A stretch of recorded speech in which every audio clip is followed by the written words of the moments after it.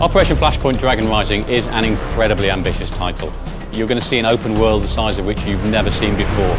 You're going to be able to interact with everything that's in that world. It was an incredibly difficult game to develop. Some of the technology that we're using here is unique. Our streaming technology is unsurpassed. Visual effects are very important in Operation Flashpoint. The main reason is because we want to really get across the violence and awe that modern ordnance creates. We use several different things to really sell the impact of this modern ordnance. The main one is our particle effects, and we have a custom written tool that lets us rapidly iterate and create many effects. We've got around 200 in the game at the moment. Some of these effects might be a burning tank, huge explosion caused by off-board support, artillery for example. We've also got lots of different impact effects with bullets striking all sorts of different surfaces. We use a technique called cube-mapped particles. Cube-map is a spherical texture. It essentially makes a particle look like it rolls like a ball. We can actually make it look like it's three-dimensional. Something as simple as smoke comes in lots of different flavours in our game. You've got smoke grenades which are used to cover infantry when they're assaulting, and then you've got things like smoke plumes from burning tanks which stay in the environment for quite some time. In Flashpoint, smoke can obscure various different targets including yourself. This is great for stopping laser rangefinders as well. Also, there are various different coloured smokes. This is something that people will be able to use to designate targets and things in co-op play. Smoke's also used tactically. In a tank you can launch smoke shells and basically create a mask for enemy lasers, so it's harder to shoot the tank using a modern weapon system.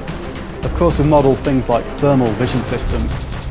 Certain vehicles have thermal scopes, so you can actually see through smoke and see heat signatures of vehicles and enemy the other side. As well as time of day varying as you play, weather can be dynamically changing as you're playing a mission, so you will have fog rolling in and affecting your view distance, maybe requiring you to switch to thermal vision whilst you're playing a mission, and it can fundamentally change the approach you're going to take to attack an enemy.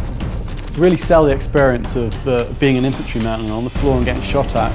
We couldn't just use visual impacts on the ground. It wasn't enough. It didn't really sell the immediacy of actually getting shot at. So we came up with a screen effect system. When you're shooting something nearby, you get the effect of things hitting you, like from dust or water or blood splattering on the camp.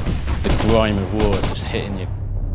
If you get shot, there's a visual effect on the character that shows blood, and it starts off as a small patch and then spreads slowly across the body.